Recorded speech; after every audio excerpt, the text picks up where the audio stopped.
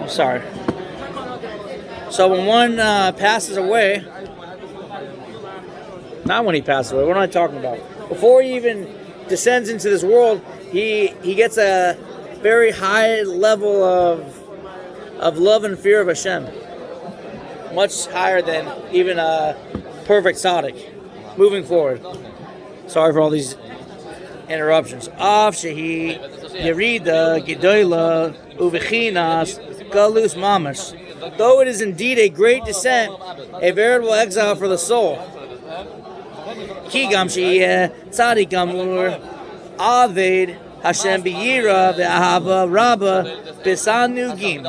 For even if it becomes in this world a perfect tzaddik, serving God with fear and delighting in an abounding love of Him, lo yagia lemailois devekusoy v'Hashem b'di b'dichilu urchimu b'terem yeridasoy lo'elam hazeh hachumri loy mimna v'loy miktsasa.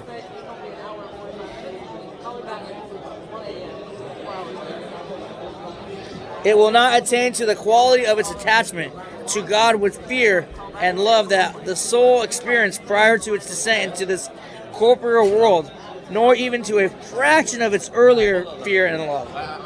See, this world right here, this world of Asiya is so coarse, there's no way you can compare before the neshama descended to this world that's here, this gullus that we're in. Ve'ein erech v'dimyon beinehem klo kanoidav lechol maskil shehaguf einoi yachol lizboil chuli. In fact, there is no comparison or similarity whatsoever between them, between the love and fear of God experienced by his soul on earth and that of the soul above. For as is obvious to every intelligent man, the body cannot bear, etc., the love and fear of such intensity as the soul experienced above in the spiritual realms.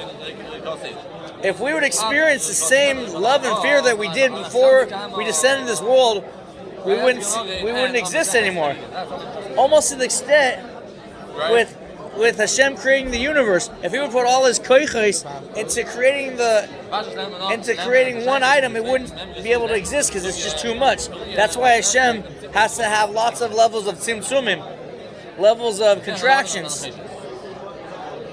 And so to speak, in this world, I think I went off topic. The love and fear before you enter this world is at such a high level and an unlimited level that there's no way it could exist in this world now. So the love that we get is incomparable, even if you are a tzaddik.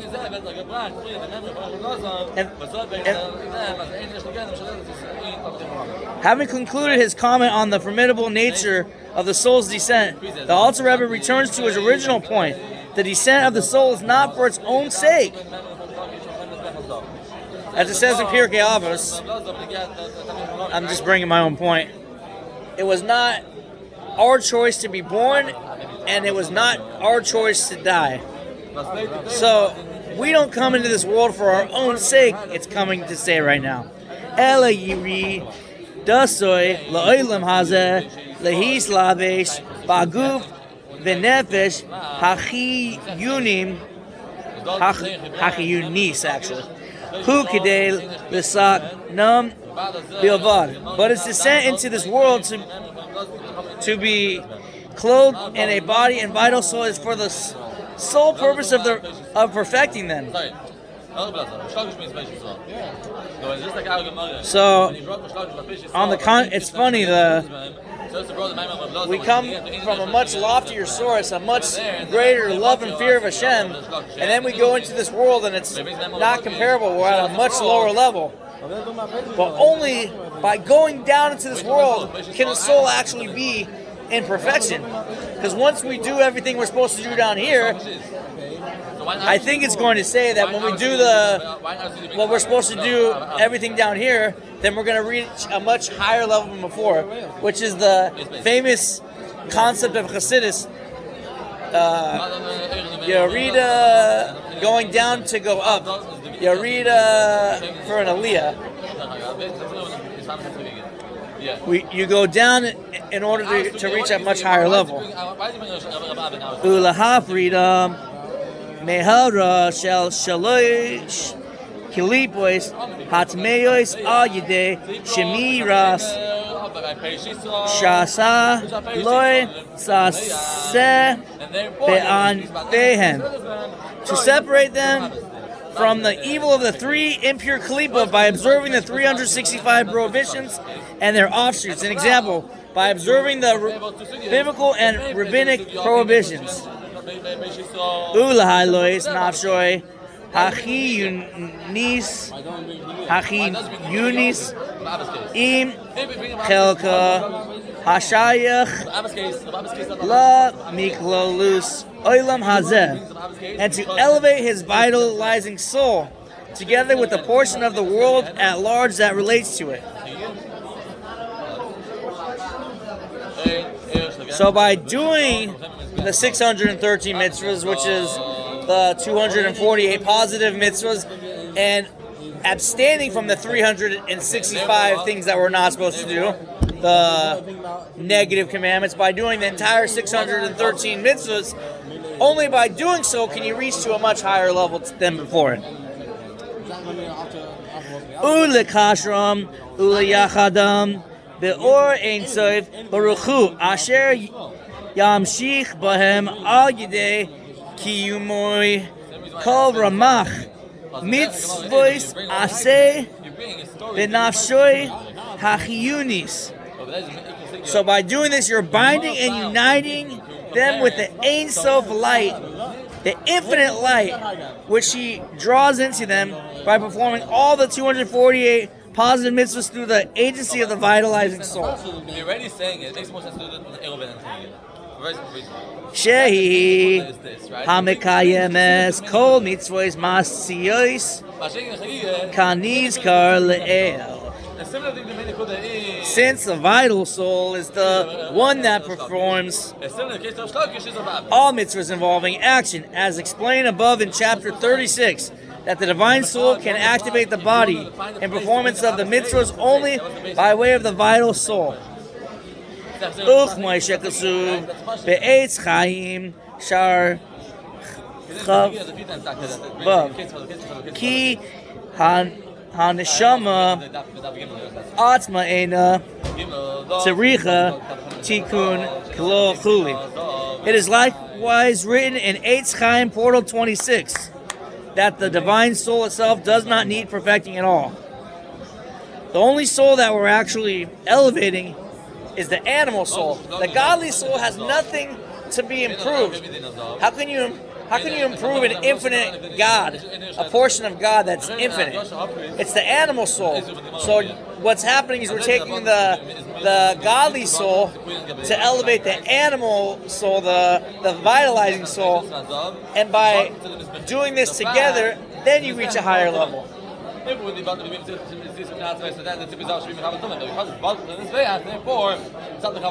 don't know, if I put it into a muscle, I would compare it to a point guard and a shooting guard. The godly soul is a point guard. And let's just say the point guard is like Magic Johnson. He's perfect, like the best point guard you can think of. But the shooting guard, he misses a lot of shots. He needs a lot of help. So the point guard has to give him the right pass so he can make the shot. The godly soul assists the animal soul to do what he needs to do. Okay. So basketball, if the point guard passes the ball to the shooting guard or the center to the right location, he will see that there is no obstacle in the way. Slam dunk, perfect shot, everything is good. But if he doesn't, or a person doesn't, if the Yetzer Hara is kind of like the defense, and if he gets in the way, it can be a turnover. So overcoming the Yetzer Hara is like getting through the defense and scoring the points to win the game. That's my muscle. Veloy hu tzricha lehis labeis ba'olam hazeh v'chuli rak lehamshich or lesaknam chuli. And there is no need for it to be embodied in this world in a body and vital soul, except to draw down light to perfect them, the vital soul and the body. Once again, away from the muscle. The godly soul goes into this body, this perfect godly soul that was receiving all the light of the Eibusher, goes down into this world to enliven the Nefesh Bahamis, the vitalizing soul, whatever you want to call that, in order to elevate it.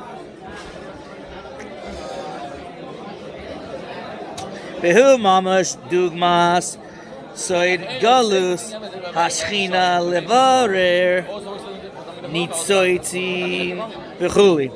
And this parallels exactly the mystery of the exile of the Shekhinah, whose purpose is to refine the sparks of holiness which fell into the klipot. So too does the divine soul enter into the exile within the body and vital soul in order to perfect them and to extract them the sparks of holiness which they contain.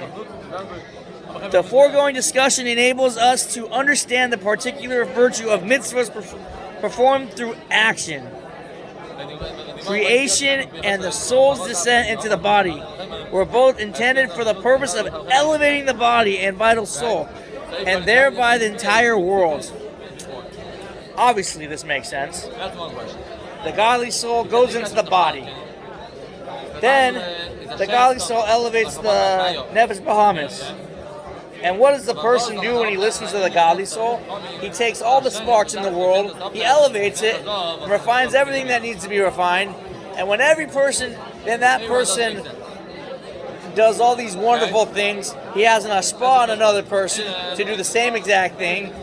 He has an influence on everybody and everything, inanimate and people and animate alike, to such an extent, to a degree, that the entire world is elevated to the complete stage of the Geula Shleimus.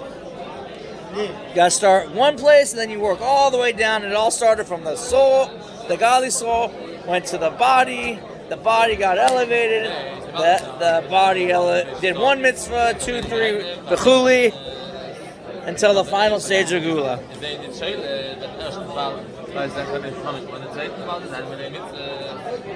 So creation and the soul's descent into the body were both intended for the purpose of elevating the body and vital soul, and thereby the entire world. Moreover, this objective is reached primarily through the mitzvahs involving action, inasmuch as these mitzvahs are performed by the body and vital soul. These mitzvahs are therefore of primary importance. Okay, so there's some footnotes also. Let's do it, why not? The Rebbe explains how the mystery of the exile of the Shekhinah, the divine presence, relates to the subject at hand. On the surface, the soul's descent into this world and its concomitant suffering is truly inexplicable. The soul is an entity which is truly a part of God above, emanating as it does from supernal wisdom, which is wholly at one with God himself.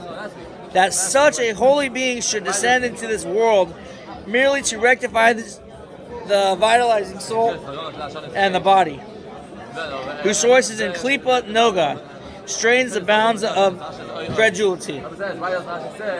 For even after the divine soul completely rectifies them, as in the divine service of a consummate tzaddik, the body is still unable to harbor the same love of God which the soul felt prior to the descent.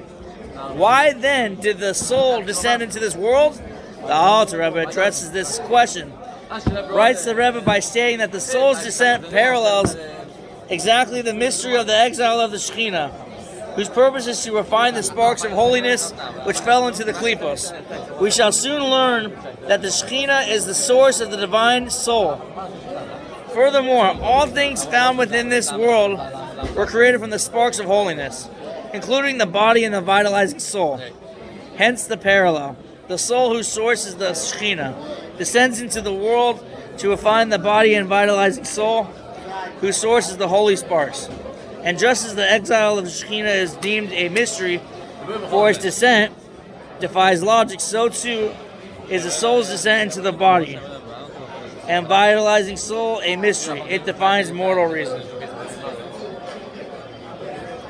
Very good. Everybody can go do a mitzvah, elevate the Nefesh Bahamis, do their part, their portion. As we learned yesterday in Tanya, there are 600,000 souls, and we have to elevate your portion of that soul, because there's millions and millions. I'm going to even say probably billions of Jews that have ever existed, and everybody has that one portion of 600,000, and we all have our part to do, and we have to do our mitzvahs. But